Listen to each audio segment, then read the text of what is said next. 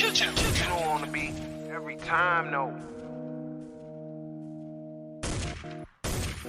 I would like to personally welcome you to Man Hour After Dark. Say that thing. While I bring you the host, Mike, Buck, and Cone. You know who's coming to the stage. Sports talk than what you about to hear right here. I second that. Go.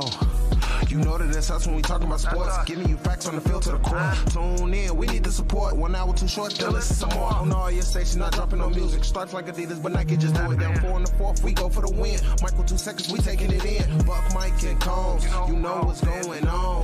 Man, now we're After Dark, no LA, we the big spark. No 4th and inches won't cut you short. Got the best talking, it's all sports. Buzzing more than buzzer beaters. We coming live all through your speakers, go. And what is up, Man Hour Nation? Michael Buckhouse here with the Man Hour. Head over to manhourradio.com and check out the merchandise page, as we do got a promo code happening right now till the end of the week. The promo code is Sunset. It'll save you 10% on all orders and also free shipping over there at manhourradio.com.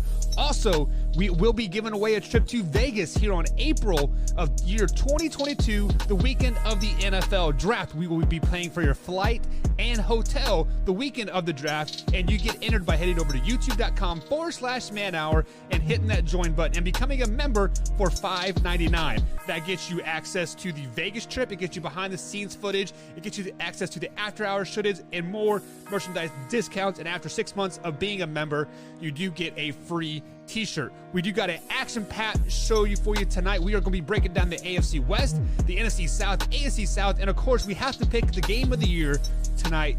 Dallas Cowboys versus the Tampa Bay Buccaneers. That is happening in just 24 hours here. But before we get too carried away, my right-hand man, my peanut butter to my ladies, Mr. Brandon BC Combs. What's going on, Combsy? What is going on, Buck? What is going on, Man Hour Nation, Big X Radio, all our people over in the UK, drinking tea, eating crumpets, all that stuff you guys like to do out there in the UK. What is going on? You know, Buck, I was cracking up today, not going to lie. Yeah. You know, you always introduce me as Brandon BC Combs. Right. And, you know, that's the nickname you guys have chosen to give me here on the show. And so remember last week I had a shout out, which I have to apologize to Pam. I said she was an office assistant. She's actually a manager. Okay. So she called me out on that. And Liz, who, you know, works in the office, and she messages me today, and she goes, "What is up with Beastie?" I said Beastie. She goes, "Yeah, your radio nickname." I said, Beastie? Like I said, bestiality? no, it's BC. it's BC. I said, you know what though? I said, we've got some new merch on the way. Yeah. I'm gonna have my face out there with like Beastie on the back. I'll put some horns up on my head. Oh, hell yeah. We've got all sorts of stuff we can do with this, man. I like it. Yeah. So Liz, shout out to Liz, because she gave me a new nickname. There we and go. It is now Beastie. Like, you can't call me BC anymore. Okay. It's definitely Beastie. Beastie it is. So your job over here for the weekend is to make that Beastie merch, and like we'll get it out while that sunset discount is still active, so people can get some Beast merch. So, but Liz says she has to get she's expecting her check in the mail. She thinks she's a new partner now because she came up with the nickname. Okay, well, I told her I'd give her $5 next time I was in town. Yeah, well, hey, if you become a member, we will get a check out to you as soon as we can. So become a member over here at youtube.com/manhour. But guys, tonight's show is brought to you or is powered by Belly Up Sports and 3133 The Flash. So be sure to head up to bellysports.com and check out the hundreds of podcasts and blogs over there that they have daily. We are super glad to be a part of the Belly Up Sports family, and of course 313theflash.com, you know, because like we have big things happening over there as well as they are up and coming and growing each and every day. But Combs, last night I broke down the NFC East, and I didn't get time to get to the AFC West, so that is exactly where we got to start tonight. Well, who did you pick in the NFC East? I didn't get a chance to listen to the show yet from last night, but who did you pick? Who do you think? The future Super Bowl champions, the Dallas Cowboys, of course. Okay. Come on, man. All right. So you didn't have the Washington not Redskins anymore going 13-4. That is all Mr. Man-Hour _Tory. That is Tory Anderson 100%. He had them going 13-4. I had them going 5-12. So yeah, I'm with you. I have Dallas going 12-5. yeah. I've got Washington way better than you do. I don't have them quite as good as Tory, but I have them at 10-7. Yeah. The Giants at 7-10, and the Eagles at 3-14. So Yeah, so I as well has the Giants and the Eagles both at the same as you. I got the football team at 5-12, and then I got the Cowboys at 11-6. So you are a little bit higher on the Cowboys than I am, but only time will tell. As we will choose our first game of the year for the weekly Wheel of Death on the After Hour show tonight. We have to pick some Wheel of Death things and get them on the wheel so we can do those live on air moving forward. So let's start with the AFC East, and let's start with possibly the worst team in the East, and that is going to be the New York Jets, Combs. So give me a game or a couple games that you have circled that could maybe make or break their season. So the Jets are interesting to me because I've been outspoken saying that the Jets are changing their culture. Yeah. You've got Robert Saleh who's taken over there. I'm a big fan of what Robert Saleh is doing. I think Zach Wilson was the best quarterback in this draft class. I think he's going to have the best career out of everybody. I just think he was the best talent out of this draft class. I think they're going to change that culture. I think they're going to change the ways, and I actually can't wait to watch this team this year. So I'm actually going to go, if you want me to circle games, I'm going to circle the first 3 weeks. How about that? Yeah. I'm going to circle the first 3 weeks against Carolina. They get a game against the Patriots in New York, and they get the Denver Broncos. And Liz, who we were just talking about, is a huge Denver Broncos fan. She's going to hate me for this. I'm probably going to get a text message. I've got the Jets going 3-0 to start the season. Wow. The Jets are going to go 3-0 to start the season. They're going to beat Carolina in Carolina. They're going to beat New England at home, and then they're going to beat Denver in Denver. And I don't have them being world beaters now. I don't have them going to the playoffs. I don't have them doing anything crazy. I've got them sitting at 7-10 this year. I got them starting out hot. Then they kind of come back down to earth because they do play a tough schedule in the middle of the season where they got to go to New England. They got to play the Bengals. They got to play the Colts. They got to play Buffalo twice. They play the Dolphins. Obviously, they play Philly and Tampa Bay again. So, look, I think that the Jets are turning face there. I really do. I think Saleh is really going to do a great job as their head coach. And I think with Zach Wilson at the helm, this team is going to win some games that they should not win, like that game in week 3 against Denver, probably like that game in week 2 against the New England Patriots. I really think that, those 2 games are games that they could lose, but they might pull it out. So I'm going to have them starting 3-0, finishing 7-10.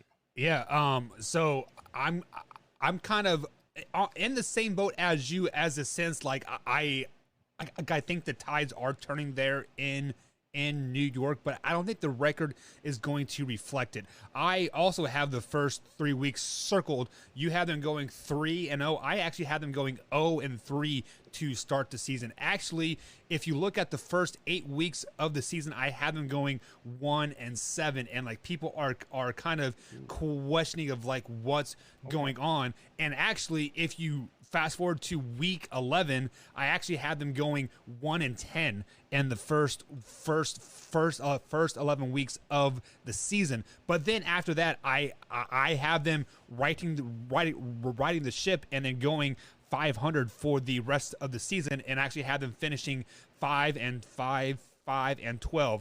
But just like what you said there, Combs, their schedule is not really that easy because they do play arguably the best team in the AFC and the Buffalo Bills twice. They played the Patriots twice, which we don't know what to expect from the Patriots yet, but we will learn very, very soon. I believe by week 4 we'll see what kind of quarterback they have over there. And then they play a trap game in the Eagles, so that week 13 game, like I feel like that is going to kind of be a make or break point of their season. If they beat the Eagles, which I think they will rattle off 3 of their last 5, beating the Saints, beating the Jaguars, and also beating the Buccaneers week 17. Yeah, what's funny too is I've been high on the Saints. Everybody knows I'm a big Jameis Winston guy. I think Jameis Winston is way better than a lot of people give him credit for. I think that people weigh too much in on those interceptions. And I've actually got the New Orleans Saints doing very well this year, which we'll talk about later. But I've got the Jets beating them in Week 14. That's one of the games where the Jets should lose, but they find a way to pull it out at home. This team, I just like what they're doing here in New York. I like what the Jets are doing. This fan base has suffered through some really bad years, And so, as a Bears fan, I can completely understand that, right? I know what it's like to suffer through some bad years. So I just think that I think the Jets are turning things around, and I'm really excited to see what they do in New York for sure. So now looking forward, you have them going 7-10 on the season. What player on the roster has to have a standout season for that to happen? Well, like I said, I'm very high on Zach Wilson. But to me, it's obvious that a rookie has to have a breakout season because it's his first season. He has no choice but to have a breakout season, right? Right. I mean, even if he has a bad season, it's technically his breakout season. So for me, I'm going to go a little bit more, and I'm going to go with a guy, Jamison Crowder. Jamison Crowder needs to have a big year. Jamison Crowder needs to have a 1,500 to 2,000 yard type receiving year for the New York Jets in order for them to get to where I think they can get. And he's going to be a key cog. And I know right now he's out. I'm not sure if he was injured or if it's COVID list. I know it's something on there, but I think that for the New York Jets, he is the key to Zach Wilson having a good year.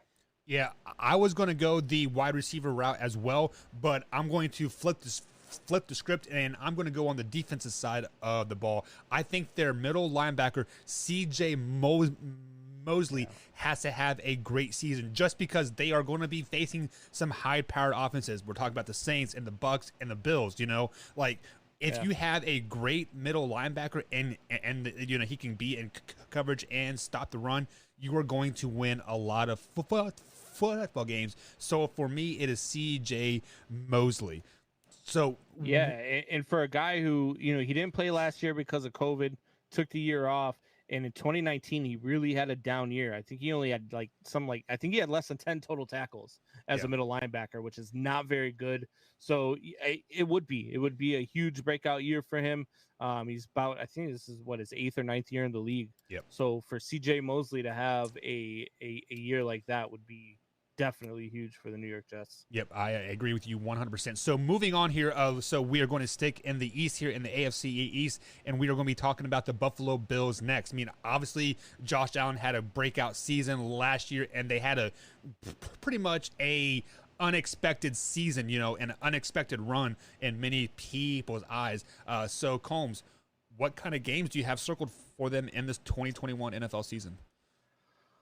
The 3 games that I'm going to circle for these guys are going to be the game against the Kansas City Chiefs in Week 5, the game against the Tampa Bay Buccaneers in Week 14, and then against New England in Week 16. And the reason why I'm circling these 3 games for them is because these are the only 3 games I have them losing. Mm. If they can find a way to win 1 or 2 of these games, it's going to be a special year for Buffalo. I already think it's going to be a special year for Buffalo. Even if they do finish 14-3, they're going to go deep, make a deep playoff run. I can't say enough about the Buffalo Bills. The defense is good. They're fast. You look at, obviously, their offense with Stephon Diggs. We love Josh Allen and the things that he can do. Their running situation, I mean, they've got 2 really solid running backs in Buffalo. I really like what they're doing. This team is going to be filthy this year. The only 3 games I have them losing, they're all on the road. Buffalo's a tough place to go in and win, even when they're bad, but let alone when they're really, really good. Yeah. This is going to be a really good year for Buffalo. And Bills fans, man, you guys, you're going to show up. You're going to start slamming people through tables. Dude, those are some of the best YouTube videos. They are. I mean, I remember watching one guy on the top of his truck dropping an elbow through his girlfriend as she laid on one of the tables. It was full of ketchup and mustard. Savage. Yeah. Oh yeah, they were savages. Yeah. But Buffalo Bills fans are nuts. They love their team, and they're gonna have a really good season. 14-3 for the Buffalo Bills. Wow. So that kind of sounds like one of the best records in the NFL, and I know Torrey Anderson is right there with you with the Buffalo Bills as well. I believe he had them going 13-4, but I kind of got to throttle it back a little bit here on the Buffalo Bills. But the two games that I have circled here is Week 6 when they go to Nashville and they take on the Tennessee Titans, and then Week 11 when the Indianapolis Colts come in to town. Why do I want to see them play the Titans Week 6? Not because I think the Titans will make a deep playoff run or Super Bowl run, but they have a playoff type offense. Run the ball down your throat and nickel and dime you down on the field, much like what they'll see against the Indianapolis Colts. And I think the Indianapolis Colts is a Super Bowl bound team, or it's a Super Bowl caliber team. So that is why I have those two games circled, and I actually have them losing both of those games. So I don't think their defense is equipped to basically face that power running game that they will be facing in the playoffs and in those two games. So with that being said, I actually had them going 10-7 this season, so definitely taking a few steps back. So not because they are a bad team, but because they do have a difficult schedule. They do play the Titans, which is a good team. They do play the Chiefs, which is a great team, and then they play the Saints, the Patriots and the Colts. I would argue with you that they are better than every team on their schedule. Really? I absolutely 110%. I think that they could be a better team than everybody on their schedule, including the Chiefs and including the Buccaneers. This Buffalo Bills team is really, really good.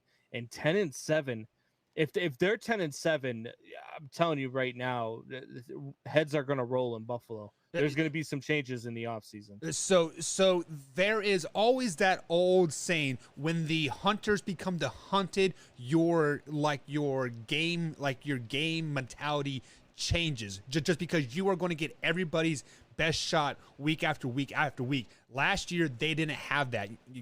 They had those few games where teams come up and say these are guys, we're going to knock them down, but 9 times out of 10 teams did not play their best games against the Buffalo Bills. This year the Buffalo Bills will get every team's best shot, and that's why I had when you look at their division, they're better than everybody in their division. They're the best team in the AFC East. Yes. Okay, so then you look outside of their division. They play the Pittsburgh Steelers, which they're better than, but things happen week 1 in the NFL. Crazy things happen. So Pittsburgh could absolutely come away and win that game. I'm not as high on the Pittsburgh Steelers as we found out earlier in the week. I only have them going 5-12 this year. They're better than the Washington football team, not Redskins anymore. They are better than the Houston Texans, obviously. They're definitely better than the Tennessee Titans. They're better than the Jacksonville Jaguars. They are better than the New York Jets. Yes. They're better than the New Orleans Saints. They're better than Carolina. They're better than Atlanta. And these are all regular season games outside of their division. Right. I just don't see where you only see 10 wins. I would even put them better as the Kansas City Chiefs.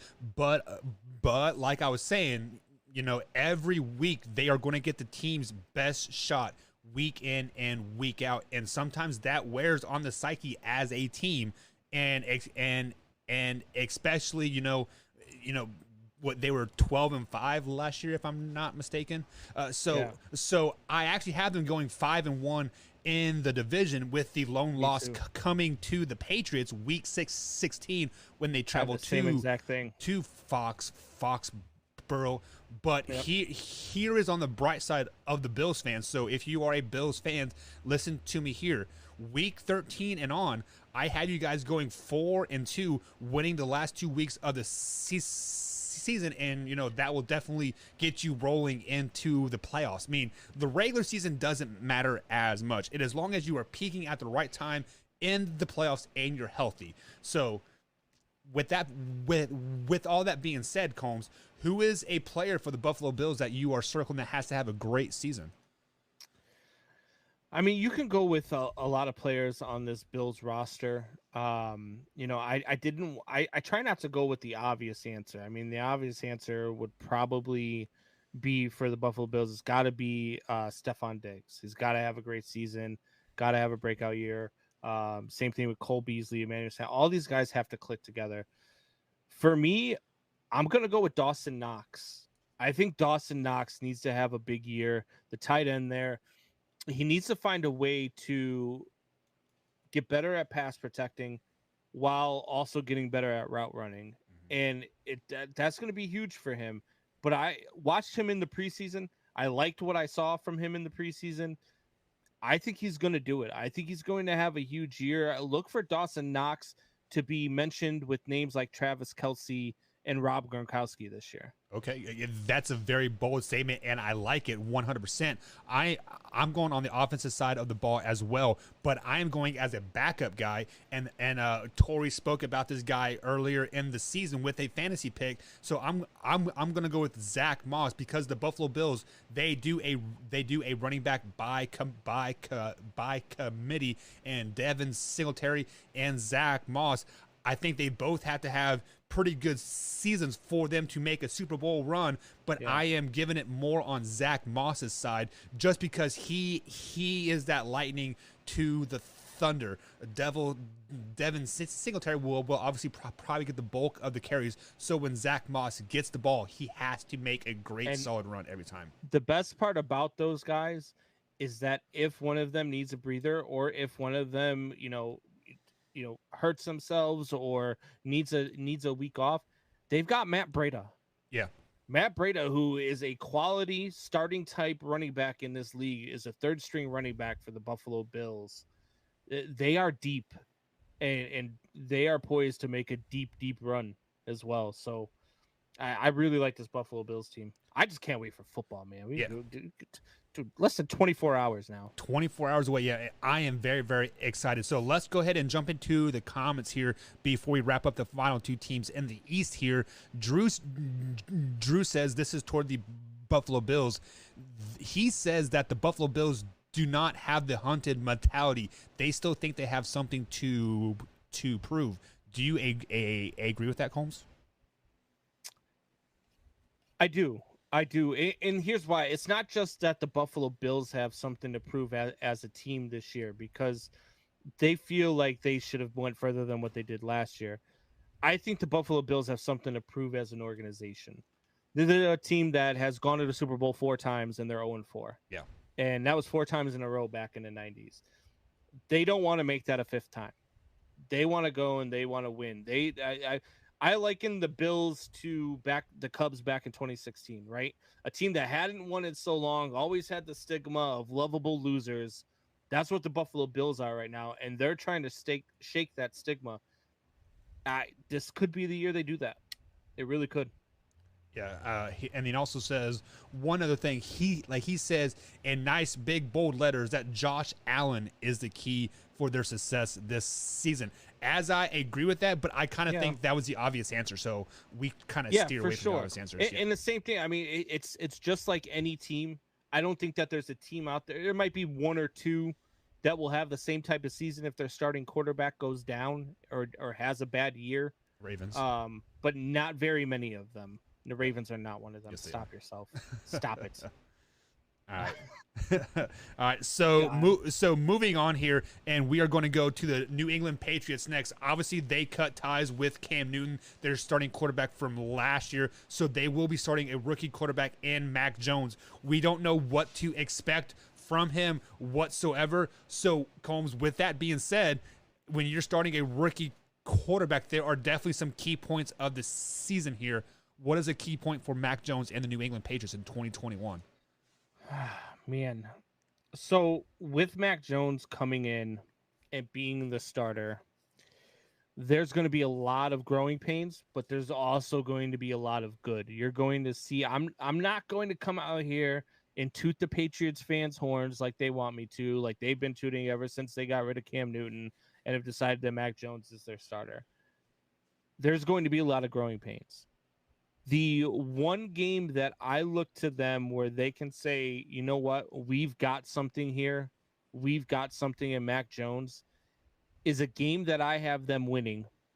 And it is a game that is going to cause the Tampa Bay Buccaneers some pain. And that is going to be in week 4. The New England Patriots in New England, Tom Brady's return to New England, Bill Belichick finds a way, and Mac Jones and Patriots fans, I'm telling you right now, like we say it all the time, and sometimes we're live, raw, and uncut, and we say some things we shouldn't say.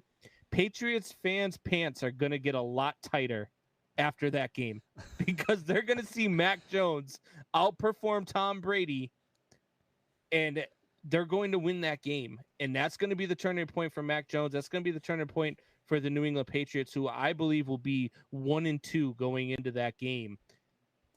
And I have them finishing at the season at 9-8. It's better than what I would have had them at with Cam Newton. It's 3 games better than I would have had them at with Cam Newton. But that's where I have them. I just think Mac Jones is a good quarterback. I think he is the real deal. I think he's going to have a great career in New England. I just, and as much as I don't bet against Tom Brady, but I think part of the reason they're going to be 1-2 heading into this game is that Bill Belichick is already coaching and getting ready for week 4.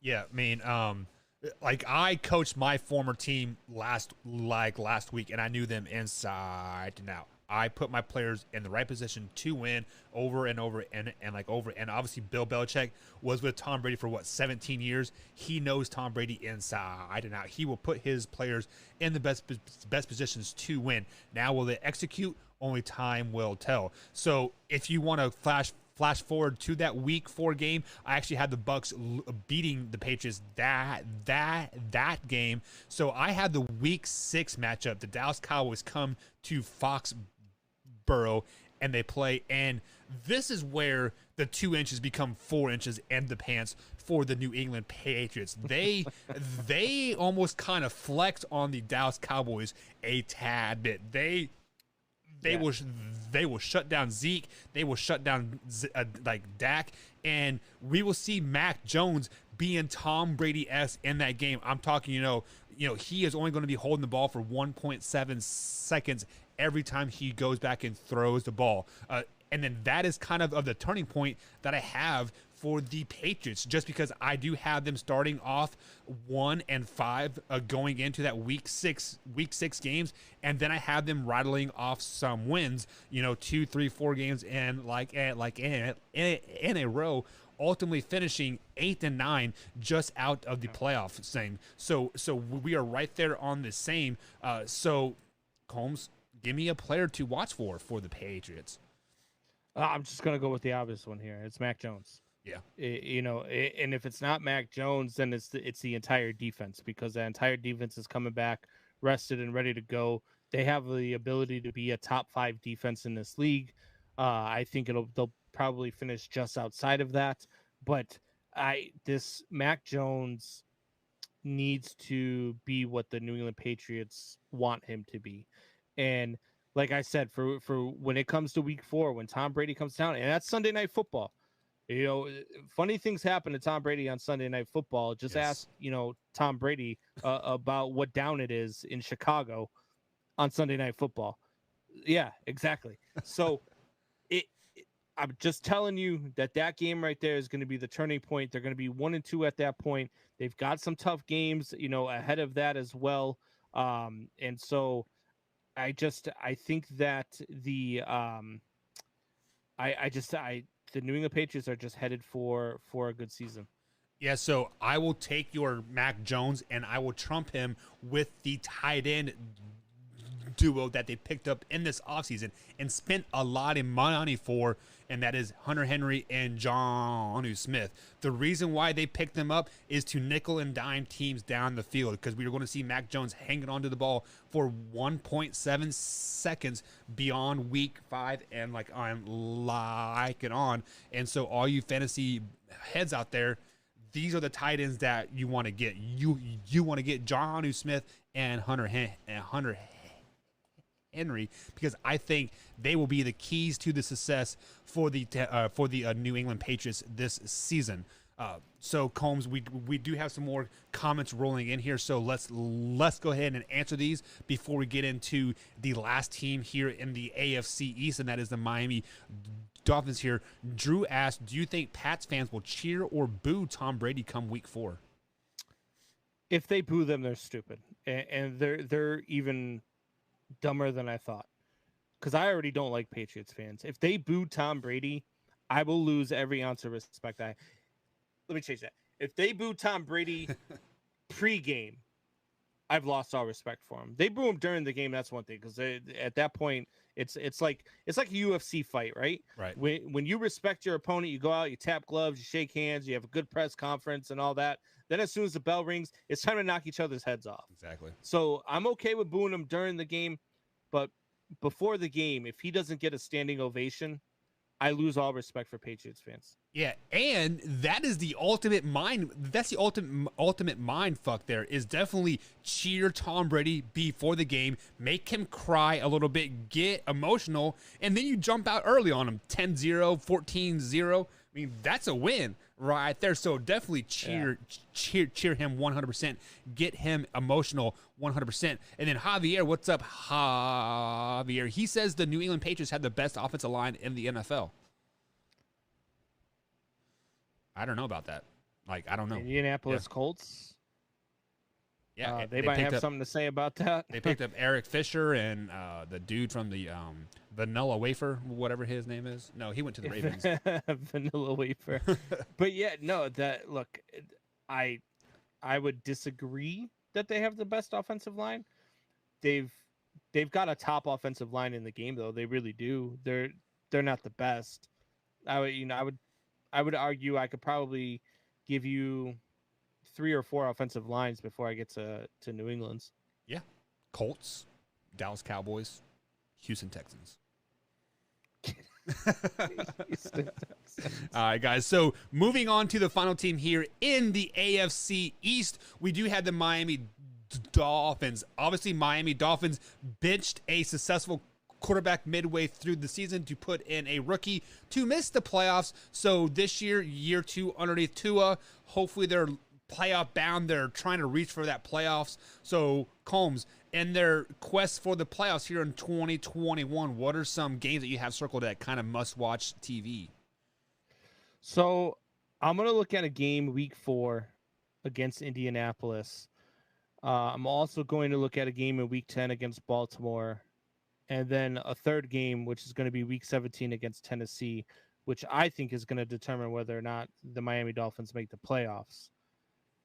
I just think that Miami up against Indy, I think, is a great test for them. I think it's a close game. I think that gives them the confidence that they need to, go through the season the way I think they're going to go through it, even though I have them losing that game in a close one. Same thing with Baltimore. It's another tightly contested game against a top quarterback in this league. And it's another tightly contested game that they end up losing. And then we get to week 17 against the Tennessee Titans, who are running neck and neck with Miami for a wild card spot. And it's in Tennessee. And this is where I have Miami coming over the hump. I've got Miami beating Tennessee and finishing the season at 10-7.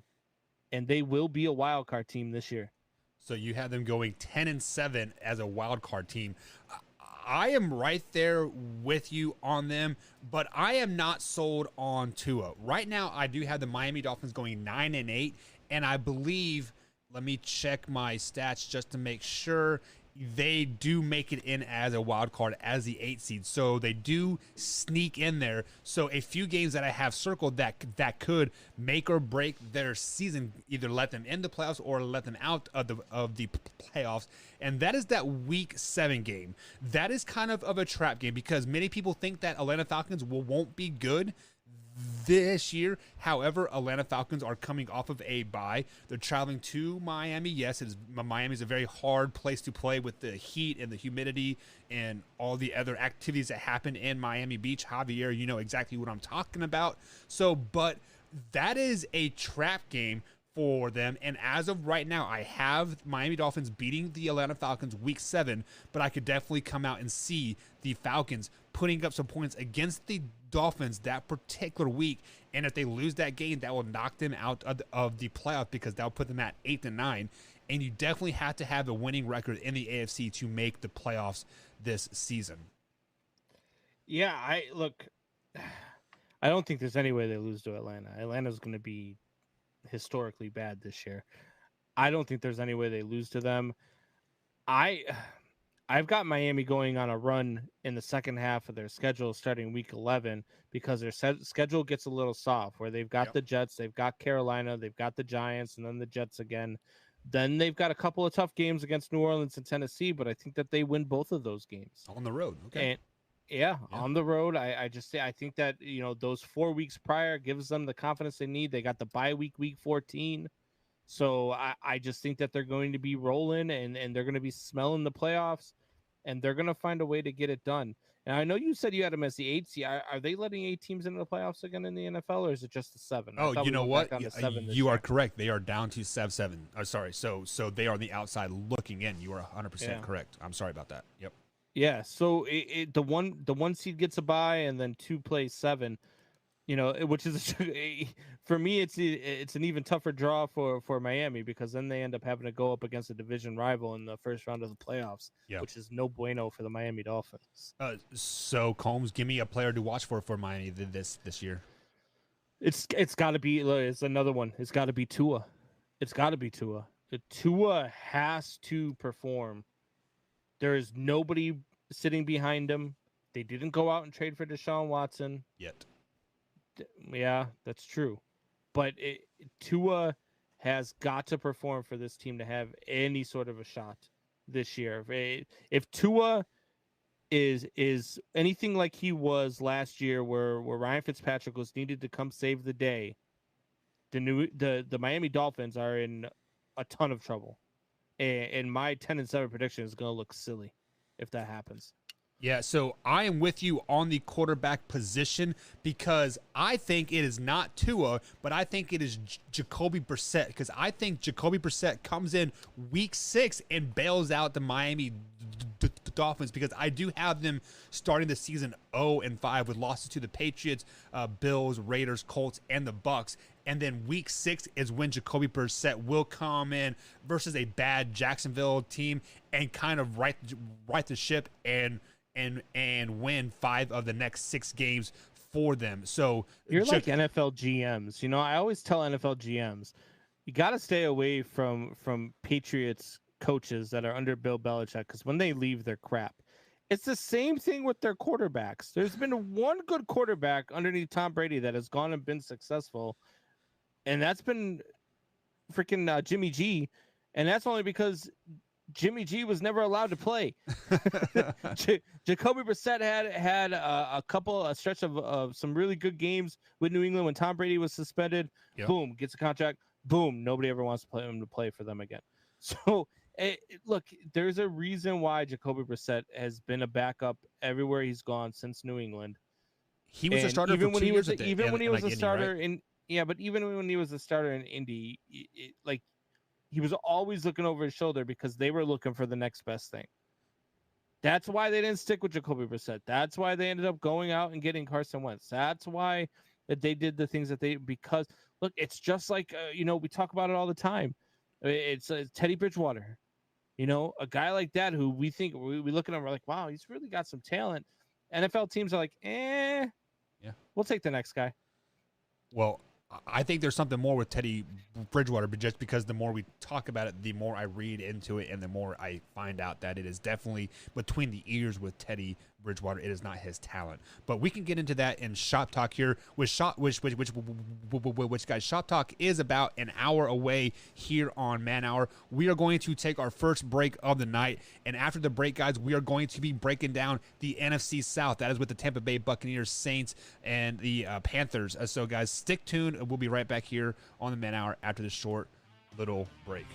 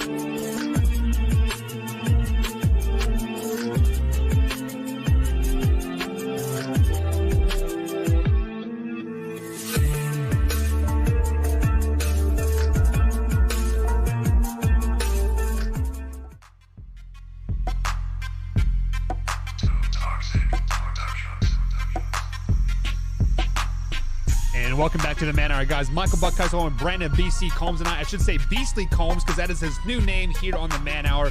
You can find us on the old Twitter machine at Man Hour Buck and, of course, at Man Hour _Combs on the Twitter machine. Man Hour is now on TikTok, guys, so search for Man Hour Sports Talk on the old Tickety Talk there as we do upload clips, little clips of each and every show there. So this segment of Man Hour is brought to you by Thrive Fantasy. Head over to thrivefantasy.com and use promo code MANHOUR, and they'll match up to $50 on your first deposit. And when you use promo code MANHOUR this week and this week only, you will get entered into their $100,000 giveaway for free when you pick the over-under picks of Week 1 NFL season. That's thrivefantasy.com, promo code MANHOUR. You can also download that on Android and iOS devices. All restrictions apply. You must be 18 years or older to play. Got to add that little plug in there. And guess what, Combs? You can no longer play Thrive Fantasy in Indiana. So I got to go across the river to gamble on our site now. So that yeah, didn't we try that last year? And it said it was blocked first. I don't know. It was weird.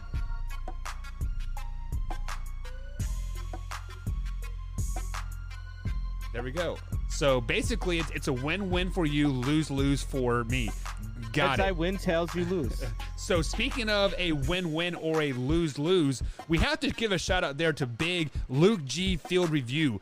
He says, "What up, though, fellas?" Luke G. What's up, Luke? We need to have Luke G on because week number 2. I will be at the Green Bay Packer game rooting on the Detroit Lions in a Packers jersey. So I might have to have Luke G fill my spot and talk the Lions shit for me all show. So, but that's in 2 weeks, 9/20. So 12 days away, I will be, Luke G comes out and says Lions sweeping the Bears.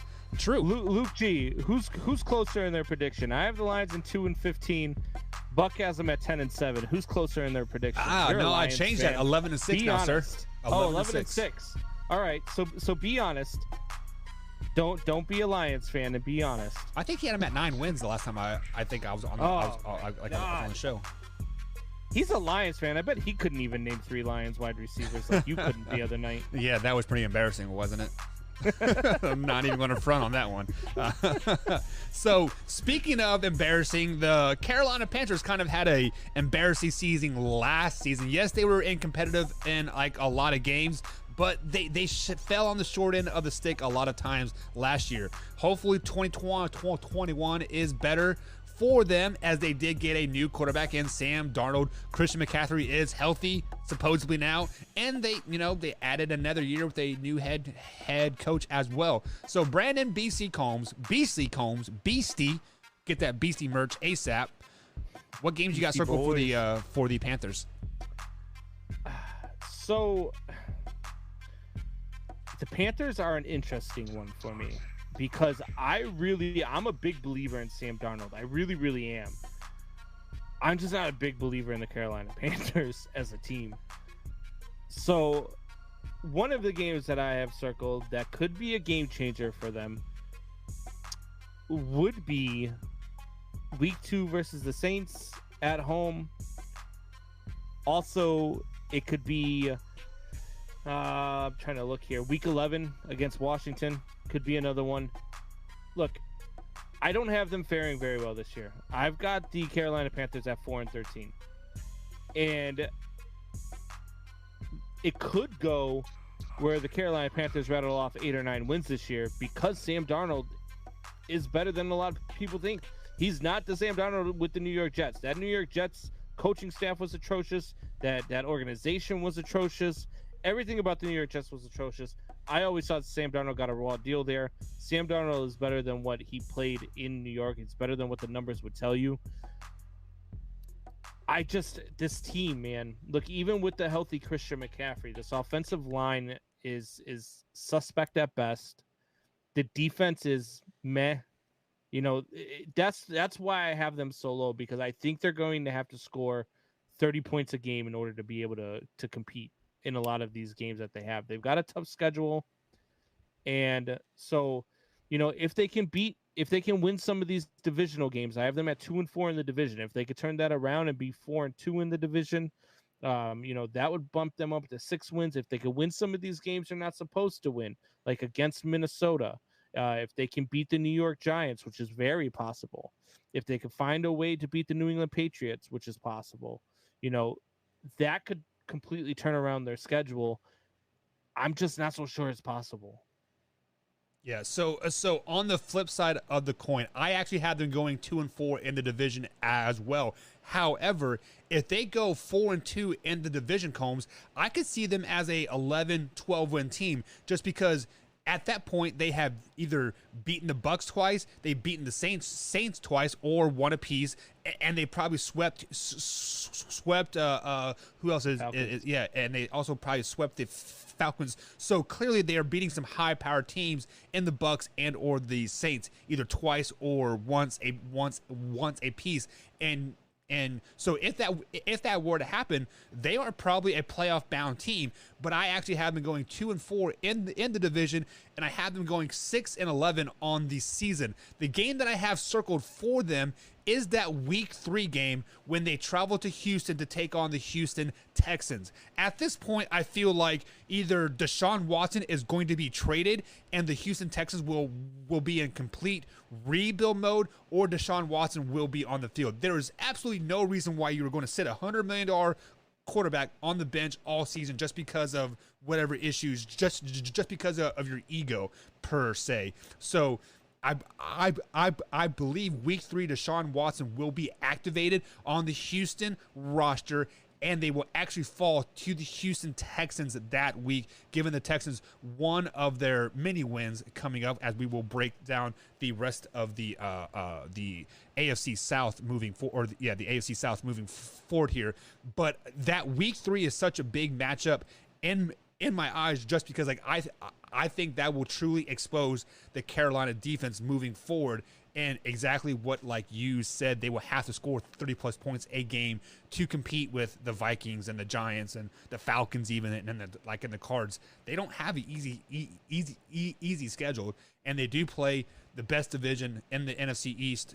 All three of those opponents, or all four of those opponents. So, yeah. With that being said, what player for the Carolina Panthers has to have a standout year? It's going to be 3 teams in a row now. It's the quarterback. It's got to be Sam Darnold. Sam Darnold's got to shell out. Sam Darnold cannot leave this team high and dry and put it in the hands of P.J. Walker. Sam Darnold has to have a good year. Christian McCaffrey has to stay healthy. They did go out and beef up. They did add to the depth with Royce Freeman, which I thought was a good pickup for them. So they do have depth at running back. But, Sam Darnold is the key to that team. Yeah, and I have to go on the offensive side as well, and I got to go receiver side, and I think Robbie Anderson has to have a big season. We kind of seen him start to emerge last year, like a tad bit, and having a connection with Teddy Bridgewater, and obviously Teddy is gone now, so he has to develop that chemistry with Sam Darnold quick. But I think Robbie Anderson could easily probably be a top 10, top 15 receiver in all of NFL this season, with averaging about 10 to 12 catches per game, 100 plus yards every game. Yeah, this team for Sam Darnold, I say Sam Darnold needs to play well, but I've only got them at 4 wins. So that's that says something about this team. It says something about where they're at. I just, and I see Luke G here with oh my God, he's got the Panthers with more wins than the Lions. Oh Lord help. They're a better team than the Lions. Oh, I'm sorry. They just are. Okay. You've been wrong before, Combs, but we will let that slide. So do you feel maybe in Carolina it's a culture thing? Just because we talked about the Jets earlier in the show, and we're talking about culture, do you think Matt Rule is changing the culture maybe a little bit in Carolina? No, I don't. I think they're in a similar situation as Houston. I think their owner is really, really bad. And they let go of oh God, I'm gonna forget his name now. Big Ron, who's Rivera? now in Washington, Ron Rivera. Yep. Let go of Ron Rivera when they shouldn't have. They did Cam Newton dirty when they shouldn't have. They did some things that they're not going to get over. There's a reason why Luke Kuechly retired early. There's a reason why they can't keep players. It's a lot like the Detroit Lions have been. They're making people retire early now, like the Detroit Lions have done. So I just don't like what I'm seeing from the organization, from the front office. I don't think that this team is going to be good anytime soon, which is really unfortunate for Sam Darnold, because he went from one crappy organization that I think is about to turn it around, and now he's with another crappy organization that I don't think is going to turn it around anytime soon. Yeah. All right, so moving on to the next team here in the NFC South is we do have the New Orleans Saints. Obviously, the Saints no longer have Drew Brees. They have Winston starting for them now, which he is a top 10 quarterback in the NFL per Beastie Combs. Like over there. So Combs, give me a couple games to watch out for. How about every game until the bye week? Because they're going to start this season 5-0. They're going to beat Green Bay. They're going to beat Carolina. They're going to beat New Orleans. They're going to beat the Giants, and they're going to beat Washington. They're going to start the season 5-0. Jameis Winston is about to put people on notice. This team, we just talked about, the Jets have to score 30 points a game in order to compete. This team is going to average 30-plus points a game with Jameis Winston at the helm. Jameis Winston is going to be in MVP talks this year. And I know I've said it, but this is where you've heard it. When you hear this later on in the year and people are talking about Jameis, who said Jameis Winston? I said it. Jameis Winston is going to be a top 10 quarterback in this league. He's going to be a top 5 quarterback in this league. He's already a top 10 quarterback in this league. Jameis Winston is going to do good things in New Orleans. This team is going to finish the season 12-5. Oh, 12-5. So I am right there on board with you 100%. I had them finishing 12-5 as well, but the big key factor here is 3-3 in the division. So I have the last basically 3/8 of the season circled there because I had them starting 12-1 starting the season going into week 14, and this is going to be Pittsburgh Steelers from 2020. They are going to hit week 14, and they're going to go down, down, down, down, down. I have them losing to the Jets. I have them losing to the Bucs. I have them losing to the Panthers. And I have them losing to the Falcons as well. As of right now, they are sitting at number 7 as that last wild card seed in the playoffs, and I have them playing the Bucs, actually. So that's a little spoiler alert moving forward. But they're going to start 12-1. And then they're going to be a first-round exit, just like the Pittsburgh Steelers were last season. So the key game to me is the Week 17 game when Carolina comes into New Orleans. If the Saints can beat New Orleans, which I don't have them doing, I have Carolina coming in. New Orleans. What? Yeah. Well, you said if the Saints could beat New Orleans. No, I'm sorry. If the Saints can beat the Panthers, which I don't have them beating them, but if they can beat them week 17, that will put them first in the division and probably a first overall seed as well. And we're looking at a totally different story of the NFL season for them. But as of right now, 12-1 to start the season and losing the 4 of their last 5. See, I'm with you sort of. I've got them at 5-1 in the division, not 3-3. I've got them going 11-2 in the first 13 weeks of the season, or first 12 weeks of this 13 weeks of the season. Sorry. And who are your losses? In that Buffalo and Seattle. Okay. And the only reason they lose to Seattle is because it's on the road, and that's their first loss after the bye week. And I just think Jameis Winston eats too many crab legs on the bye week. So then they lose to Buffalo because Buffalo is just a better team. Then I think they beat Dallas week 13. But then I have them losing to the Jets, and I've got them losing to Tampa Bay, and I've got them losing to Miami, having a little hiccup. And it's funny that you say the Saints beat New Orleans because that's the only way they lose to the Carolina Panthers is if they beat themselves. Right. That's the only way they lose to Carolina. I think they beat Carolina. I think they beat the Falcons, and I think that they finished the season at 12-5. Yeah, so we are right there on pace with each other. So who is a player that you are going to watch for this year? I know everybody's expecting me to say Jameis Winston. Everybody wants me to say Jameis Winston. I love me some Jameis Winston, but I'm not. I just don't like taking the easy way out. So Jameis Winston is obvious.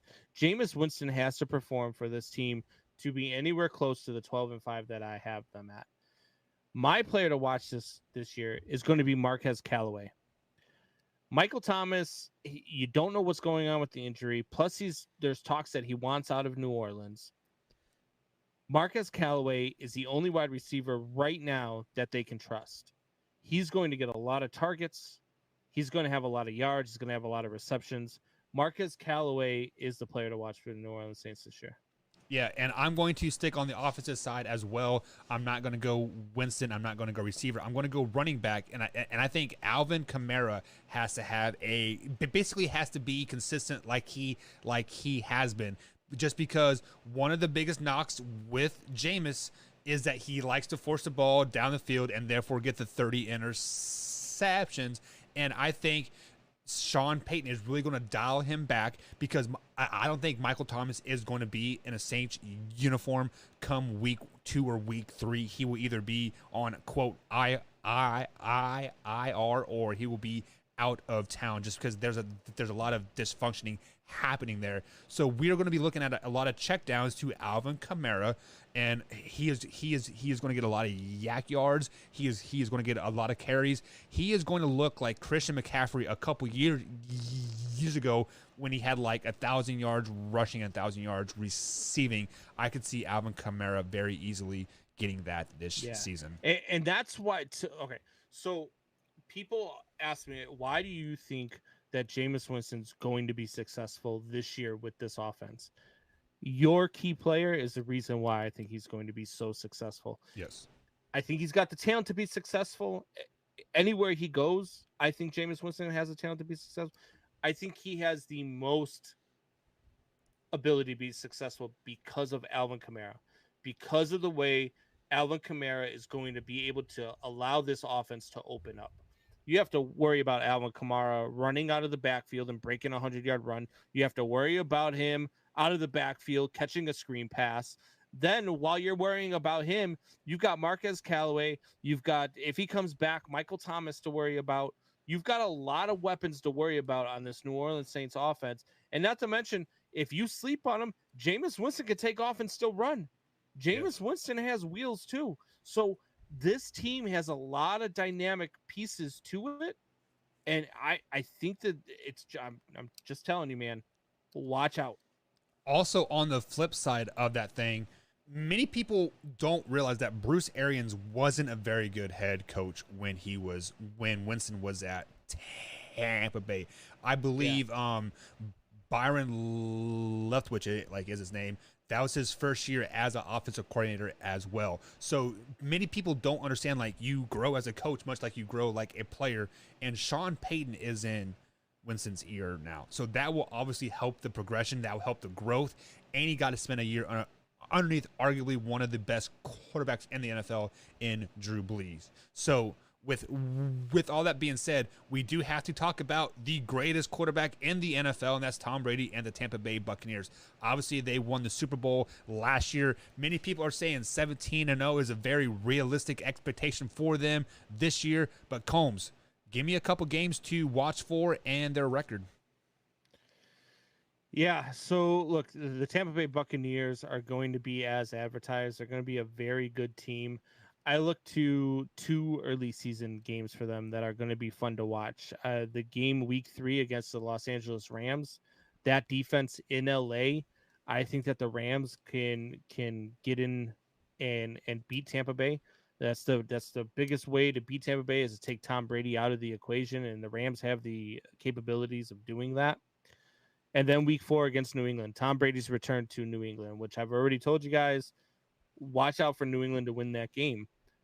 I really feel like Tampa Bay is that team, and I think Tampa Bay is going to go 13-4 this year. I have them at 13-4, but those 2 weeks are really going to eat at the Tampa Bay Buccaneers.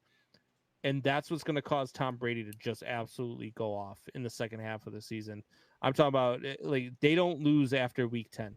I don't have them losing after week 10. And they might not even lose week 10. I have them with the hiccup against Washington in Washington winning a close game because of that defense. That's another defense like the Rams that can get to Tom and take him out of the game. So I don't have them losing another game after that, though. Yeah, so I'm kind of in the same boat as you.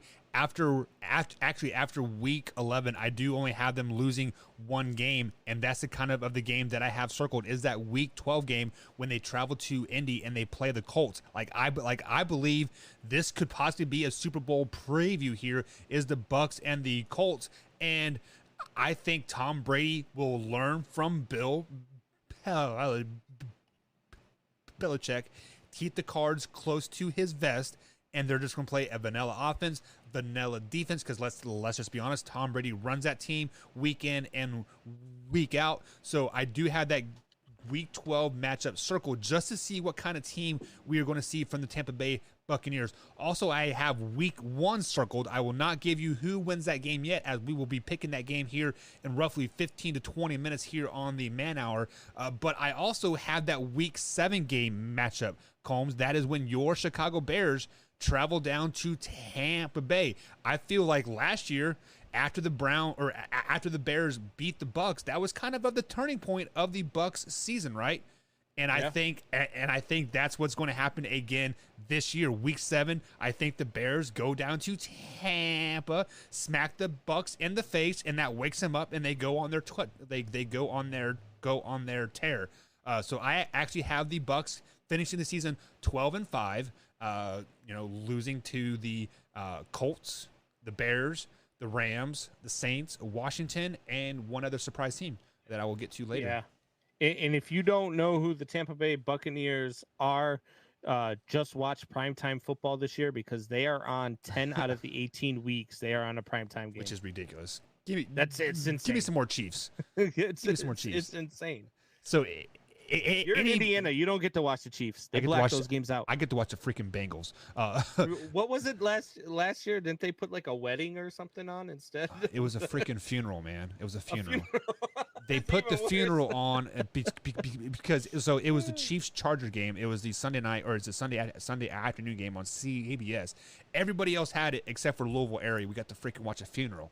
Come on, dude. I was pissed. But anyways, Combs, who was a player to watch for the Buccaneers this year? God, there's so many, and I don't think any of them is really a breakout per se. But I'm gonna make Michelle pretty happy right now, because it's the Tampa Bay the Tampa Bay Buccaneers. It's Rob Gronkowski. Rob Gronkowski, I think, is going to have a really good season. It's his second year in the offense. It's his second year back with the guys. I think he's more comfortable. I think he's ready. I think he wants to. I think this is his last season, and I think he wants to go out having his best season of all, and I think that he will. I think Gronk is the guy to watch this year. Yeah, we kind of spoke on this guy that I'm going to choose earlier this week, and that's playoff Leonard Fournette. I want to see if playoff Leonard Fournette can transfer into regular season Leonard Fournette as well, because I think that many people are going to respect the pass so much that the running game is going to be wide open for Leonard Fournette and like Rondo Jones and even Janarvi Bernard. But I think Leonard Fournette is kind of this X factor for this team this year, and I think the games that he does not get 100 yards on the ground are the games that that the Bucs will lose. So that's why he is my X factor, the player to watch, etc. Yeah, I like it. Okay, so moving on to the last team here in the NFC South are the Atlanta Falcons. I mean, they got rid of Julio Jones. They picked up Kyle Pitts, arguably one of the best players in the NFL draft last season. But Combs, they've been struggling the last couple years. Ever since they blew that Super Bowl league, I don't think they've had over six wins in the regular season. Yeah. Do they repeat that? This is where people are going to be like, I don't know what Combs just said. Because Atlanta Falcons fans, Luke G, all you guys out there listening right now, I see you in the chat, Luke G, Drew, Soup Boss, Javier, listen to me right now. This team is going to set records. This team is going to be unbelievable. And they are going to be unbelievably bad. And they are going to set records. And they are going to be 0-17. This team is so bad. So bad. They did it. They decided to trade Julio Jones. They replaced him with some guy whose last name is like Zacchaeus or whatever the hell his name is. They've got Kyle Pitts and they've got Calvin Ridley, and that's it. They don't have anybody to throw him the ball because Matty Ice is trash. He's going to be running for his life because the offensive line is trash. The defense can't. You could be up 72-0 in the fourth quarter, and this defense will find a way to lose. This defense is horrible. The offensive line is horrible. The quarterback is no longer good. This team is going 0-17. I don't have any games circled. All of their games are going to be horrible. They are going to lose every single game they have. They don't have a game on their schedule where I look at them and be like, yeah, they're the better team in that game. Not one. Not even against the two games against the Carolina Panthers are they the better team. Not even the game against the Detroit Lions are they the better team. This is the worst team in football, and they are going 0-17, and they are setting records. Wow, that is some bold words, some bold statements coming out of your mouth, because obviously the Detroit Lions are one of the best teams in the NFC, so for you even to remotely compare them to that. But on the flip side of that coin, Combs, I do have a couple games circled on the Atlanta Falcons record. I do have them going 2-4 in the division, so I'm already 200% better with you than on the win percentage. But one of the games that I do have circled is that Week 10 matchup when they travel to Texas Stadium and they take on the Dallas Cowboys. We saw an historically bad collapse in the fourth quarter with the Atlanta Falcons last season and the whole onside kick aspect thing, and that's going to probably repeat itself because I do have the Cowboys winning that game, and any momentum that the Falcons may have had going into that Week 10 matchup, aka they were 2-8 going into that thing. I actually have them going 4-13 this season. Their only wins that I have them winning is I have them beating the Eagles Week 1 because I don't trust Tua at all. I think the Eagles will be the worst team in the NFL. I do have them beating the Washington football team, the Panthers, and then I have them in a late season victory over the Saints because the Saints won't be playing their starters that particular game. They'll probably be playing Blaine Gabbert at the quarterback. Yeah, So what's your record? 4-13. Yeah, I think that's just 4 games too many. Yeah. I mean, who are their wins? I just told you. So it's over the Eagles, Washington football team, the Panthers, and the Saints.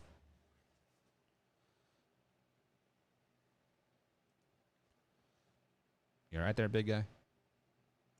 How is this offensive line going to stop the Washington football team's defense? So every year, Combs, there is one game when an NFL football team forgets to show up, i.e. the Green Bay Packers every time they go to San Francisco. They forget to show up. Washington football team is going to forget to show up in Atlanta in the Mercedes-Benz Superdome that particular game, and it is going to be one of those ugly-ass games, Combs. I'm talking like it could be a 5-2 game. But the Falcons will come out. That could be a way that the Falcons could find a way to win if it's 5-2. What's this gonna be? The Braves versus the Nationals is what you're saying. Yeah, exactly.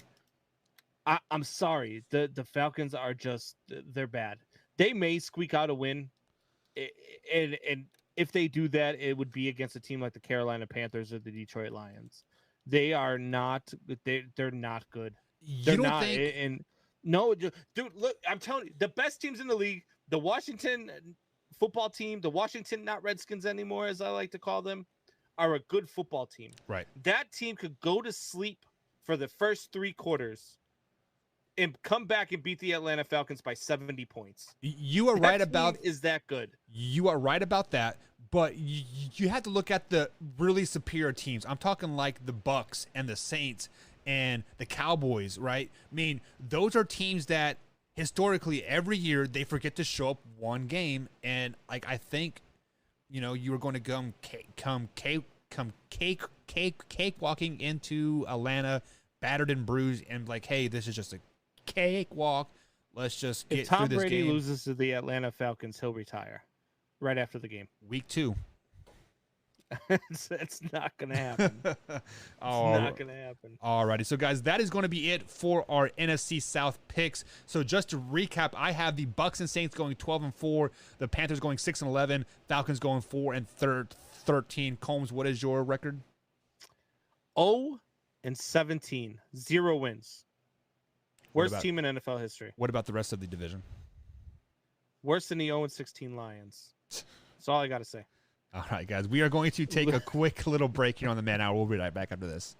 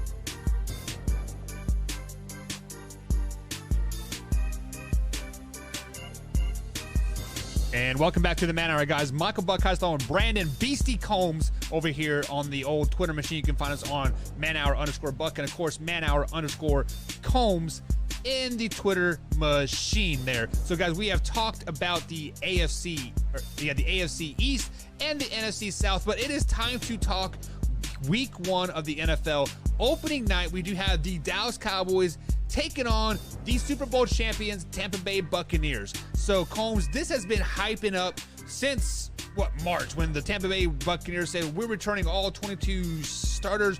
We're going to go 17-0. We're going to flex on everybody, yada, yada, yada. Basically, we are the team. We are the mans. We are it.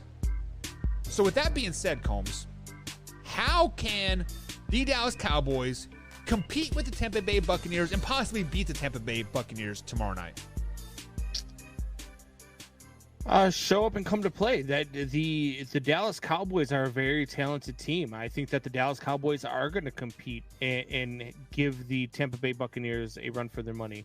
Crazy things happen in Week 1 of the NFL as well. Let's not forget that, especially on Thursday Night Football. Funny things always seem to happen on Thursday Night Football. But the Dallas Cowboys, I mean, they get to have Dak Prescott back. That defense was playing a lot better in the second half of last year. They're going to be much better than they were last year because they don't have to deal with Andy Dalton, because us sucky Bears fans have to deal with Andy Dalton. But the Dallas Cowboys are going to compete with the Tampa Bay Buccaneers. The Dallas Cowboys are one of the best teams in the NFC, and they're going to play right with them. It's not even going to be a question of that. The question is going to come down to, in the last quarter, who wants it more.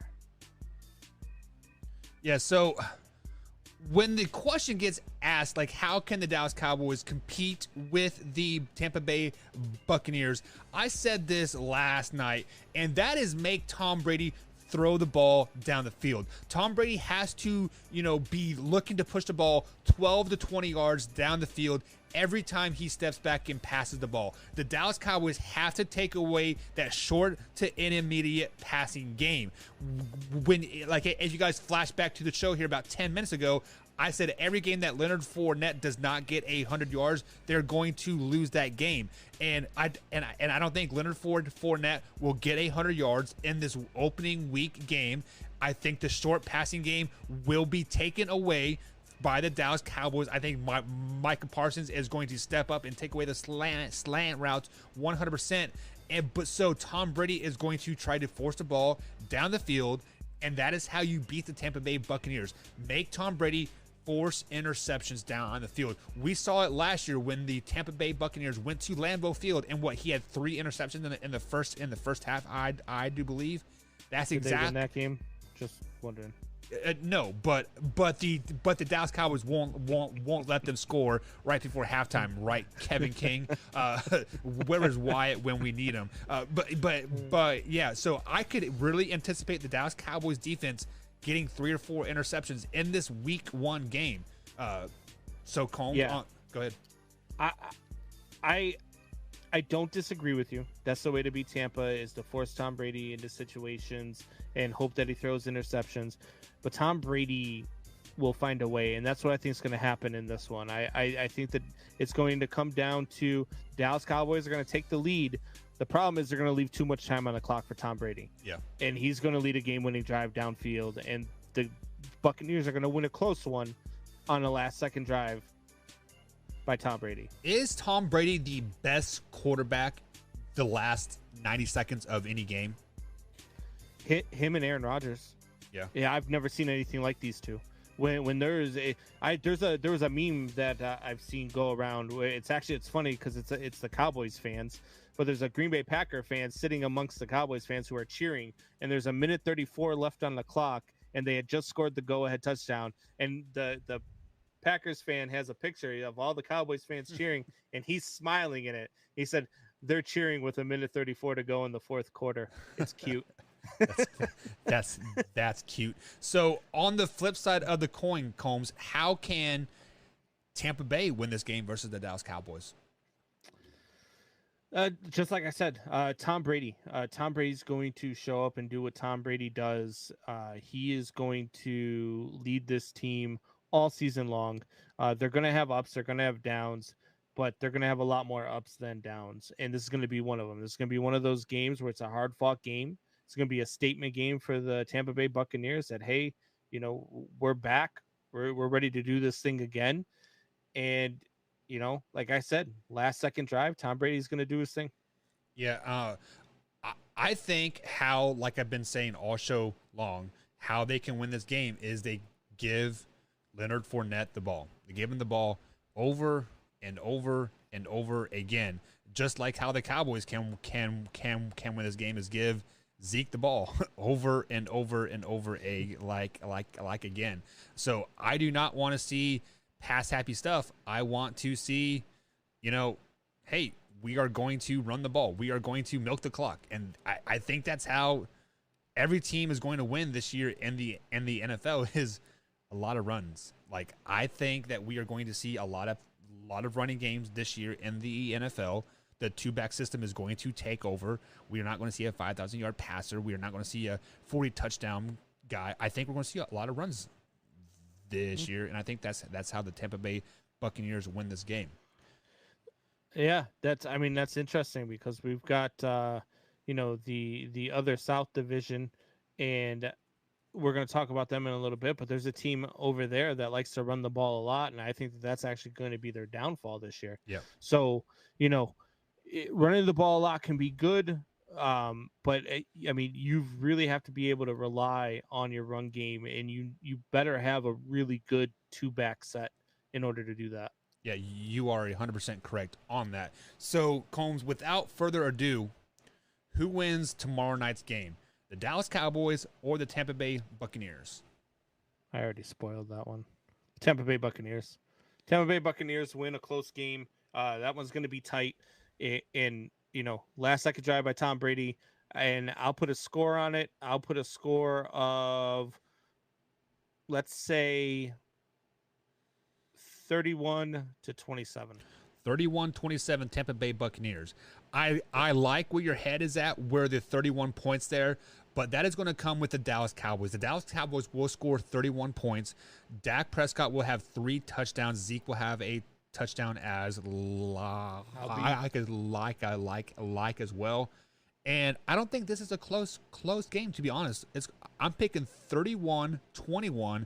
Dallas Cowboys win this game. They shock the world. This is one of the Tampa Bay Buccaneers' 5 losses of the season, squashing that 17-0 crap right off the bat there, just because I don't think the Tampa Bay Buccaneers are really ready to play, because we've heard talk all season long. 22 players are returning. We've heard Mike Evans say we are better than we were last year, yada, yada, yada. That kind of makes me wonder if they're not really working that hard. Maybe they're thinking things are going to come a little easy, and I have to take a page out of your playbook. It's week 1. Anything can happen. We don't know where Dak Prescott at. We don't know how Tom Brady's knee has healed. Yes, you can say he's 100%, but you don't know if you're 100% till you get hit. So week 1 is anything can happen. I'm picking the Dallas Cowboys. I wouldn't be shocked if you're correct. I really wouldn't. I like the Dallas Cowboys. I like Dak Prescott. A comeback player of the year this year is where I think he's at, possibly even MVP talk like he was through the first 5 weeks of last year before he went down. I would not be surprised at all if that happens. I just wouldn't. All right, so Combs, these bets will go, or these game picks will be going into our Wheel of Death. And tell the people a little about the Wheel of Death. What is that all about? So we came up with a Wheel of Death. We've got a bunch of punishments up there. There's going to be some silly stuff. There's going to be some fun stuff. There's some stuff that's kind of scary on there, not going to lie. But, it's going to be stuff like, eat a spoonful of peanut butter and do a segment without taking a drink, that type of stuff. I think we also have on there do a segment where you're putting a marshmallow in your mouth every 30 seconds or something. We've got some crazy ones up there. So this Wheel of Death is going to be a lot of fun. My question is, did we get the picks from the guys? What are their picks on this? Oh, we will definitely need to get in the chat and get with Tori and Wyatt, because we can't get them Thursday night. We need them right now.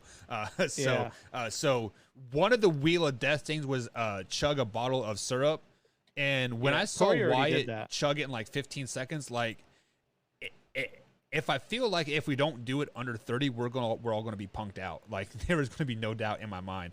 But man, that one scares me, Combsy. That one scares me.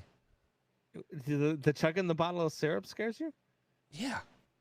Just go get the one that Tori had, because it's the diabetic stuff, so there's no sugar in it. I'm not worried about that. I'm worried about the morning, man.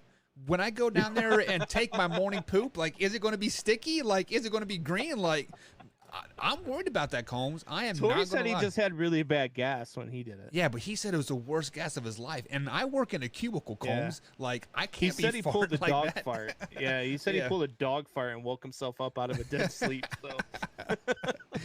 And I've already been having dog farts like all week.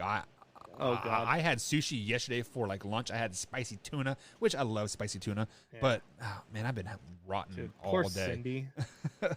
Yeah, poor Cindy. She has worse gas than me after having 2 kids. Oh, you better stop talking. Oh, you better stop right now, Buck. Yeah. I'm trying to save your marriage. Yeah, Knock it off. You are 100%. All right, guys. So last 30 minutes of the show, we're going to open it up to Shop Talk here.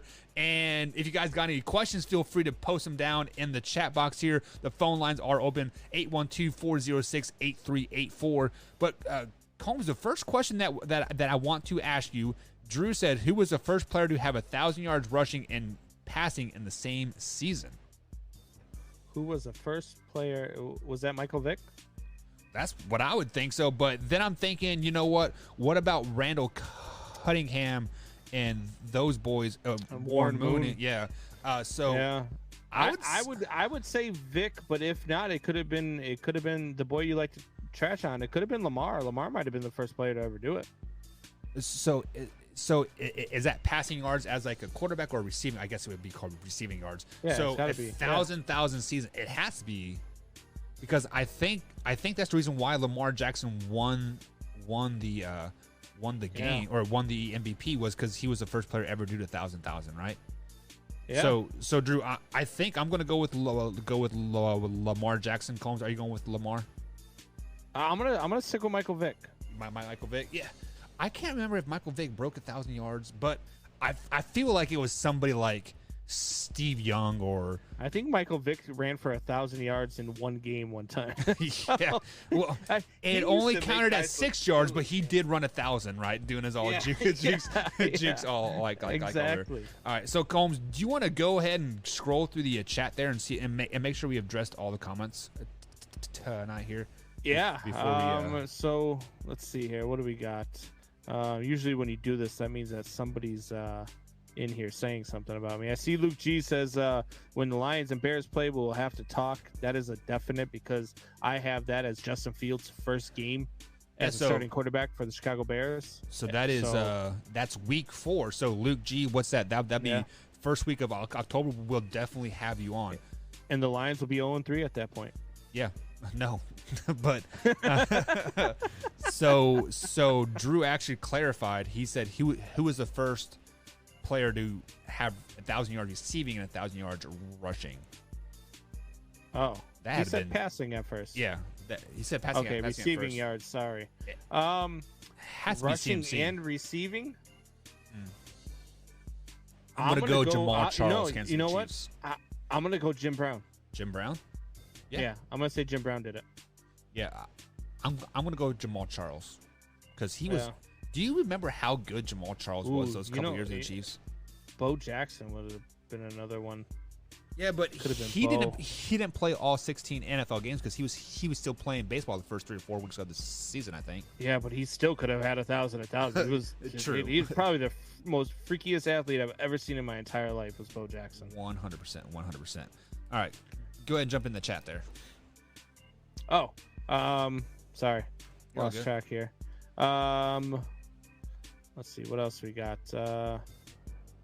Nobody answered my oh, that's the quiz question we're on now. I think we got to everything.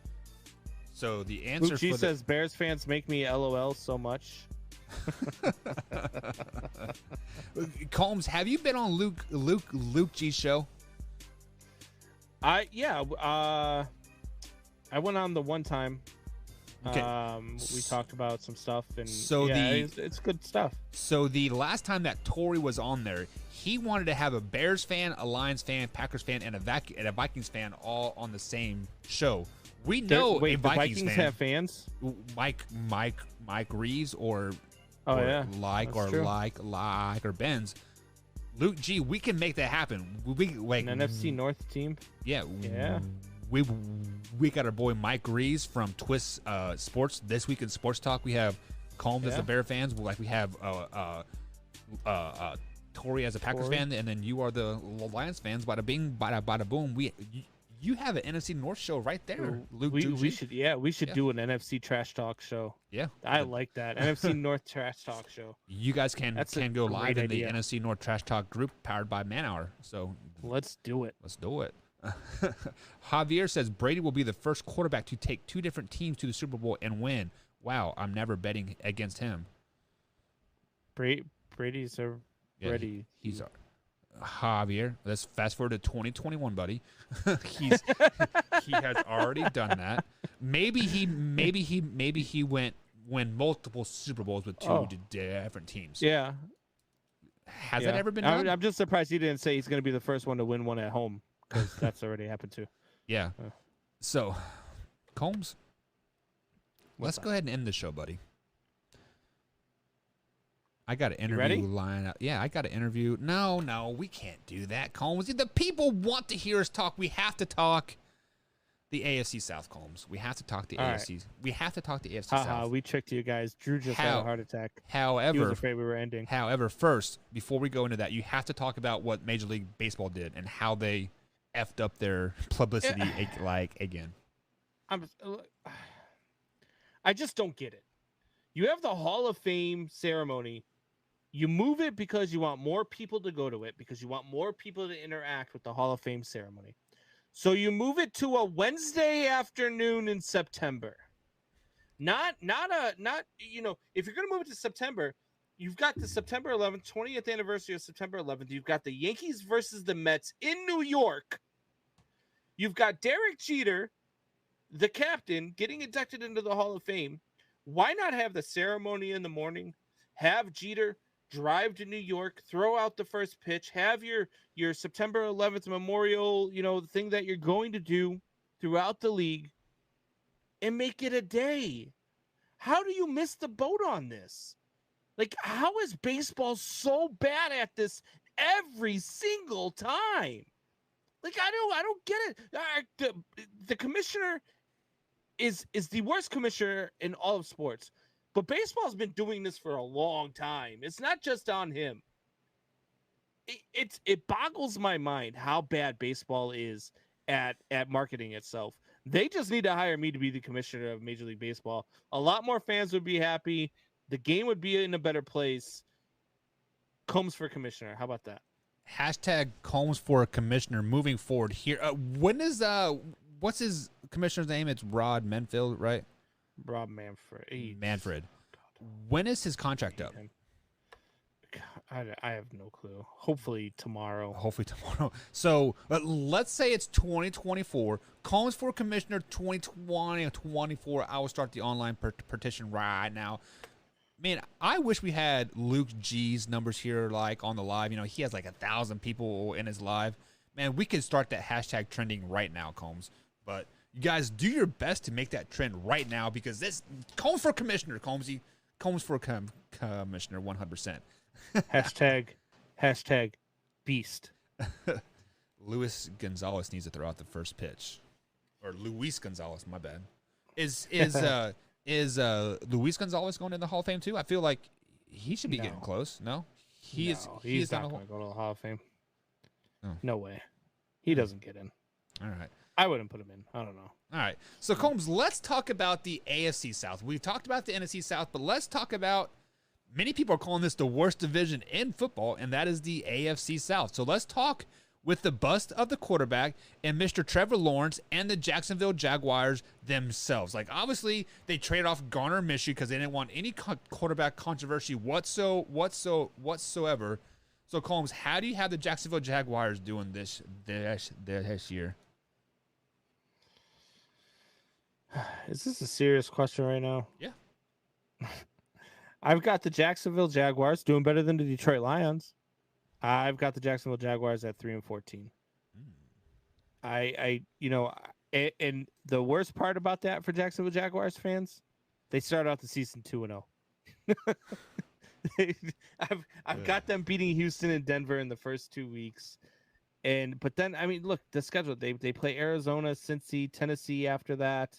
Then they've got Miami, who's better. Then they've got to go to Seattle. Then they got Buffalo, Indy, San Francisco. and then they beat Atlanta. But then they get the Rams and they get Tennessee again, and then they get Houston, which that's a winnable game. I'll give them that, maybe 4 wins. But then they got the Jets and the Patriots and the Colts again. It's just not going to be a good year for Jaguars fans.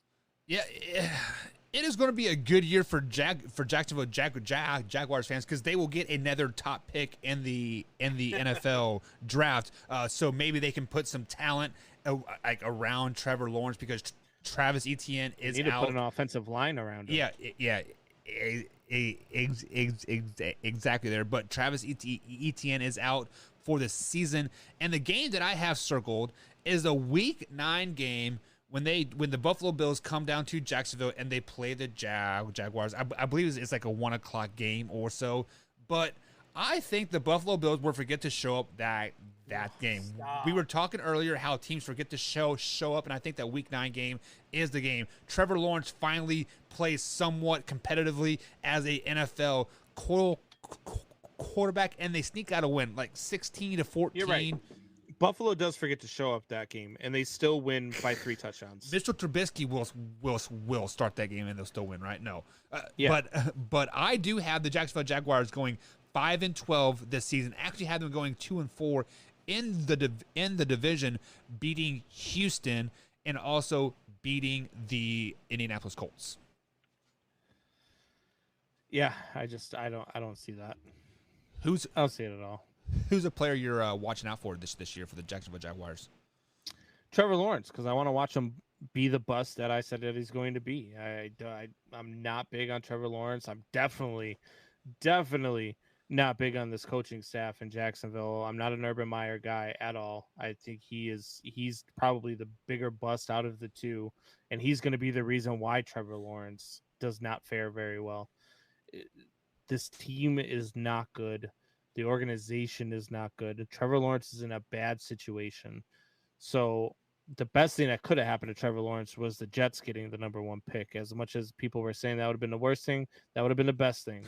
Because he would have went with Robert Saleh and he'd be having the Zach Wilson type career as opposed to Zach Wilson. So right. it was just bad luck, and the best thing he could do is wait out the contract, not sign an extension, and try to go play for another team in 5 years. Yeah, pull a Deshaun Watson and get all that money and then force your way out by sleeping with like a bunch of hookers. But on the flip side of that, I do think Trevor Lawrence is going to be a bust, but I think his bust is kind of going to be drawn out to year 3 or year 4. But the player that I'm going to look for this year, kind of maybe a fantasy sleeper, is going to be Carlos Hyde, because I don't trust the receiving core for the Jacksonville Jaguars whatsoever.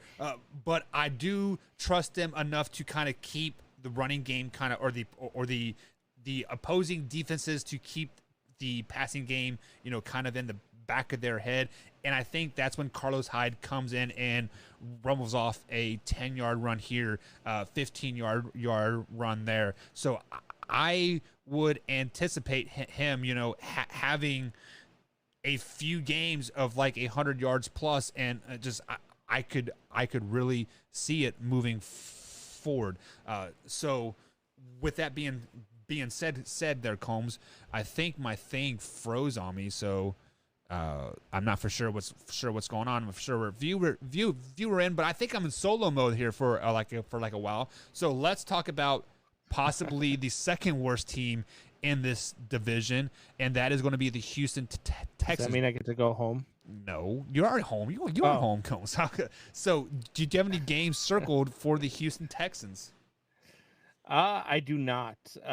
Look, the Houston Texans are only going to be 1 win ahead of the Atlanta Falcons this year. I've got the Houston Texans at 1-16. Again, they play a tough schedule. I mean, outside of the division, which I've got them at 1-5 in, that's the only game they win is a divisional game. I don't have this team doing very well. I've got them beating Jacksonville in week 15. They're 0-14 heading into that game, or 0-13 heading into that game. I mean, look, they lose to Jacksonville week 1. Cleveland, Carolina, Buffalo, New England, Indy, Arizona, the Rams, Miami, Tennessee, the Jets, Indianapolis, Seattle. I mean, this is just a brutal schedule. And they're just not good. The offensive line is trash. Tyrod Taylor is going to run for his life, and he is not even a tenth of the quarterback that Deshaun Watson is. I don't see more than one win here. I just don't. Yeah, Combs, I'm kind of on the opposite side of this spectrum for you. I do see Tyrod Taylor running for his life the first 2 weeks of the season, but week 3 is when Deshaun Watson will be activated on this Houston Texans team, and then he will win that first game, and then like he'll kind of go back and forth, lopsided. But week 11 to week 15 there, I have that circled. I have them rattling off, Combs, 5 wins in a row for beating the Titans, beating the Jets, beating the Colts, beating the Seahawks, and beating the Jaguars, and giving them a 7-10 record on the season. I think many people are overlooking the Houston Texans because of the whole Deshaun Watson thing. And you've said it many, many times, the Deshaun Watson on any other team makes him a playoff caliber team. So I feel like with the on Houston this team, he was only a 3-13 team last year. Yeah, but also, you know, they had massive amount of injuries and steroid use and suspensions and yada yada yada. Yeah, but they haven't gotten any better. But they haven't got any worse. And I think as Deshaun Watson ages and matures, he is guaranteed him at the quarterback. You are guaranteed 6 wins, no matter what team you are on. And I think with the running game that they have, what if you're on the 2020 Houston Texans? You're only guaranteed 3.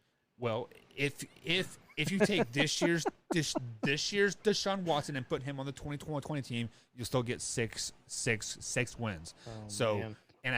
and the seventh win comes from their running game. So I am going to do a sleeper pick, or like the player to watch is their whole running core there. Like I like their first string, second string, and third string. I like the whole running back core, running back by committee, because we saw Philip Lindsay do pretty good in Denver. We saw Mark Ingram do pretty good in a Saints uniform and in a Ravens uniform. So, and they just picked up Rex Burkhead too.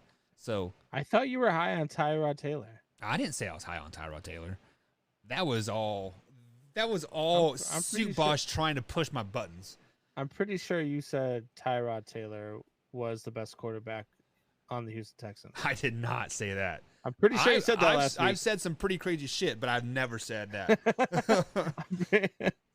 All right. We'll have to roll the tape back. Pretty sure you said that last week. If I did say that, it was because I was trying to play into Soupbot's hands. Let's just be honest, like about that. So moving on in here into the AFC West, or sorry, the AFC South, I should say. We've already kind of hit on them a little bit, and that's the Tennessee Titans. Combs, how do you think the Tennessee Titans will do this year? I don't have them. I have them taking a step back this year. I'm going to circle a couple of games here. The game against Buffalo in week 6, and then the game against Kansas City in week 7. Those are going to be 2 huge games for them. That's what's going to turn the season around and turn it on its head for them. I think that turns them into a tailspin. I think they lose between week 6 and week 11. They lose 5 straight games. And this team finishes 8-9 for me. I've got losses against Arizona, Indianapolis, Buffalo, Kansas City, Indianapolis again, the Rams, New Orleans, San Francisco, and Miami. And I think that Miami game in week 17 is what pole vaults Miami into the playoffs and knocks Tennessee out of them. This is going to be an 8-9 team. And I think the biggest problem for them, for me, is how heavy they rely on the run. Yes. And at some point, I don't care how hard he works, because King Henry is a beast. King Henry is a stud. He's a top 3 running back in the NFL right now. But when you have to run the ball 300 times a season, at some point that's going to catch up to you. At some point you're going to take a step back. And I think that sometime is now. Even though they went out and got Julio Jones, they've still got Ryan Tannehill throwing the ball. And at some point, Ryan Tannehill is going to be the reason you lose. So I don't like what the Tennessee Titans have, especially with the schedule that they have. It's another, this AFC South plays almost as brutal of a schedule as the NFC North does. Having to play the NFC West for your out of division or your out of conference schedule, and then having to play the AFC West for your out of division schedule. It's just it's a brutal schedule. And so I have them at 8 and 9. Yeah, so much like what you said, they have a stretch of season where I have them winning 5 games in a row, and that is from week 4 to week 8. I actually have them knocking off the Buffalo Bills. I have them knocking off the Kansas City Chiefs, and I have them knocking off the Indianapolis Colts at Indy. For whatever reason whatsoever, Indy plays well in Nashville, and the Titans play well in Indy, and I don't know why. It just for whatever reason, the road team always wins that game. But then after that, week 9, the schedule does not get easy for them at all because they do play the Rams, Saints, and the Texans, which are going to be a much improved team, and the Patriots. So I actually have them winning 5 in a row, and then I have them losing 5 games in a row. Actually, I have them losing 7 games in a row, finishing 9 and 8 on the season. Right now, I do have them sitting at number 7 as a wild card, but the game that I have circled that could kind of make or break that season is that Kansas City Chiefs game. If they lose that game to the Kansas City Chiefs, they are on the outside of the playoffs looking in, and I think Miami, just like what you said, will slide in there. So let's jump into this comment here that Soup Boss says, and he says that they got Julio Jones to take up DB's attention and make teams decide to crowd the box or double their hair receivers. Can't do both. You are absolutely right, Soup Boss. You cannot do both. But also, what the Tennessee Titans lost in the off season, they lost their tight end to the Patriots. Julio Jones is over the hill. And I think A.J. Brown, he is a good receiver, but I'm not for sure where Ryan Tannehill is at in his progression as a quarterback. I think Ryan Tannehill is a good quarterback, but I don't think he is a great quarterback. Yeah. What are your thoughts on that, Combs? You got King Henry. I was just looking at it. 671 attempts in the last 2 seasons. That's ridiculous. That's a ton of attempts on a running back. And in this league, 621 attempts is just too many. And at some point, that's going to catch up to you. This guy has gradually gotten better. I will say that. As he's gone, his numbers have gotten better. His attempts have gotten better. He's only gotten better. Yeah. I agree there. And I'm not saying King Henry's bad. As a matter of fact, King Henry is my player to watch for the Tennessee Titans. Because if he has another 2,000-yard season, my prediction gets blown up, and they're competing for the division crown. Because this team is doing really well if he's still running for 2,000 yards. I just don't think it's sustainable. I have to see it to believe it. And I have said that King Henry reminds me a lot of Jim Brown. And if that holds true, then that's what we got. Tennessee will be a lot better than what I think that they're going to be if King Henry can sustain what he's sustained so far. Javier says King Henry will be the king again, and he's a monster. He is not even a top 5 running back in the NFL going into 21 season. There, Mr. Javier. He's a top 3. Top 3 when I can give you Saquon. I can give you Saquon and CMC maybe just because of their ability to catch the ball out of the backfield, which Zeke makes them better Alvin Kamara. All right, I'll give you Zeke, but Zeke's coming off of a really bad year. He's got something to prove this year. Exactly. Can he prove it though? I think Zeke is closer to falling off the cliff right now than King Henry is. I can give you 5 right now, Combs, that are better than King Henry. No, you can't. Delvin Cook. False. Aaron Jones, CMC, False. Saquon, Zeke. Saquon, I'll give you. I'll give you Saquon, and I'll give you CMC. I'm not getting there. There is no way. The rest of them are just you blowing smoke because you don't want to admit that you were wrong about him being the 7th best running back last year. So you moved him up one spot and made him the 6th best. And the guy's coming off a 2,000-yard rush season. Now, I will agree with you. I think that the carries and I think that the yards and I think that all the work has to catch up to him at some point. I don't know if that's going to be this year. I think it might be, but I don't know that.